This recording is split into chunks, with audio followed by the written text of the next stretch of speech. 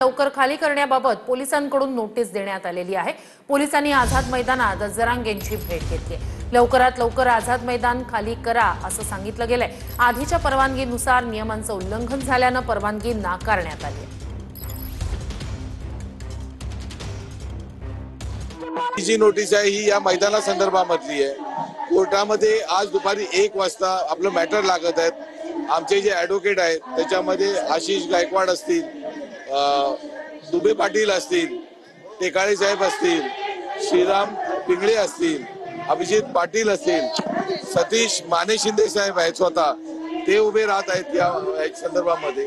त्यामुळे ही जी वकिलांची टीम आहे त्याच्यामधले एखाद दोन वकील राहत असतील तर या ज्या वकिलांसोबत सर्व टीम आमची तिथे आज कोर्टामध्ये आपली बाजू मांडणार आहे।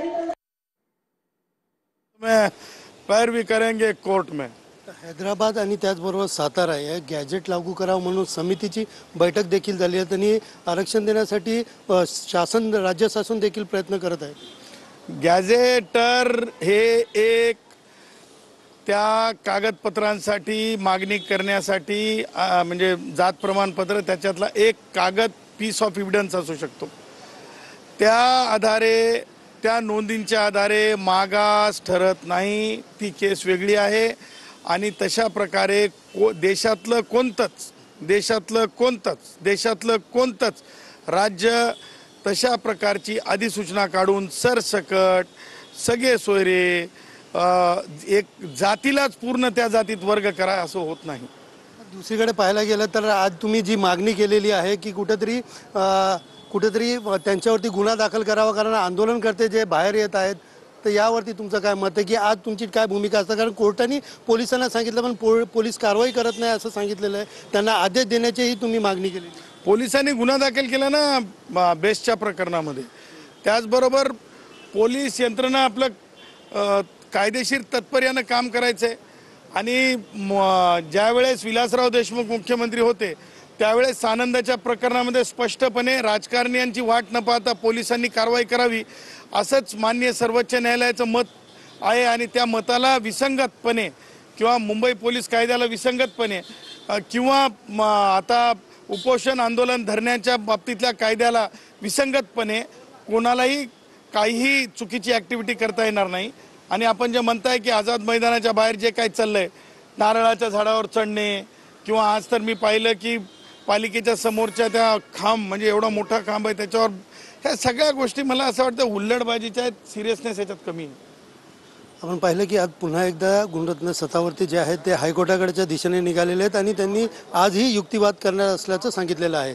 कॅमेरा पर्सन नागनाथसह सुनील जाधव, TV9 मराठी, मुंबई। आझाद मैदान लवकर खाली करण्याबाबत पोलिसांकडून नोटीस देण्यात आलेली आहे। पोलिसांनी आझाद मैदानात जरांगेंची भेट घेतलेली आहे। दुसरीकडे लवकरात लवकर आझाद मैदान खाली करा असं पोलिसांकडून आता सांगितलं गेलेलं आहे। अधिक या सगळ्या संदर्भात जाणून घेऊया आपले प्रतिनिधी प्रदीप कापसे यांच्याकडून। प्रदीप, पोलिसांची नोटीस जी आहे त्याबद्दल थोडंसं सविस्तर सांगाल। दुसरीकडे कोर्टात सुनावणी सुद्धा पार पडणार आहे। श्रुती अगदी बरोबर आहे। खरं तर पोलिसांनी जवळपास 12 नियमांच्या अटींचं पत्र जे आहे ते मनोज जरांगे आणि आयोजक वीरेंद्र पवार यांना दिलेलं आहे।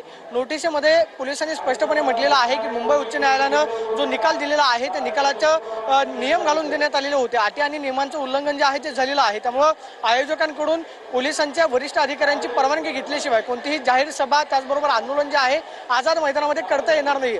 काल मुंबई हायकोर्टानं जी निरीक्षणं नोंदवलेली होती त्या सगळ्या निरीक्षकांचा समावेश जो आहे तो आज पोलिसांनी नोटीसमध्ये केलेला आहे। आणि सकाळच्या सत्रामध्ये ही नोटीस वीरेंद्र पवार आणि मनोज जरांगे यांना थेट आझाद मैदानामध्ये येऊन पोलिसांनी दिलेला आहे। पोलिसांनी म्हटलेलं आहे की लवकरात लवकर आझाद मैदान जे आहे ते खाली करावं, कारण या आंदोलनासाठी परवानगी जी आहे ती नाही। आपण पाहतोय की यामध्ये जवळपास 12 नियम जे आहेत ते पोलिसांनी या नोटीसमध्ये घातलेले आहेत आणि या अटींचं पत्र जे आहे ते पोलिसांनी मनोज जरांगे यांना दिलेलं आहे। काल मुंबई उच्च न्यायालयामध्ये जी सुनावणी पार पडली, मुंबई उच्च न्यायालयाने स्पष्टपणे म्हटलेलं होतं की आझाद मैदानामध्ये पोलिसांची परवानगी घेतल्याशिवाय आंदोलन जे आहे ते करता येणार आहे। आणि त्याचा दाखला देत पोलिसांनी ही नोटीस जी आहे मनोज जरांगे यांना दिलेली आहे। आता नोटीसला उत्तर जे आहे ते बरोबर 1 वाजता कोर्टामध्ये मनोज जरांगेंच्या वकिलांकडून दिलं जाणार आहे। मात्र या नोटीसमध्ये जवळपास 12 नियम जे आहे ते मनोज जरांगे यांच्यासाठी घातलेले आहेत आणि हे अटींचं पत्र घेऊन पोलीस जे आहे ते आझाद मैदानामध्ये दाखल झालेले होते आणि वीरेंद्र पवार आणि मनोज जरांगे यांना नोटीस जी आहे ती पोलिसांकडून देण्यात आलेली आहे। सुजी नक्कीच ही अत्यंत मोठी आणि महत्त्वाची घडामोड म्हणता येईल. आधीच्या परवानगीनुसार नियमांचं उल्लंघन झाल्यानं परवानगी नाकारण्यात आलेली आहे. प्रदीप, अपडेट्स घेत राहणार आहोतच.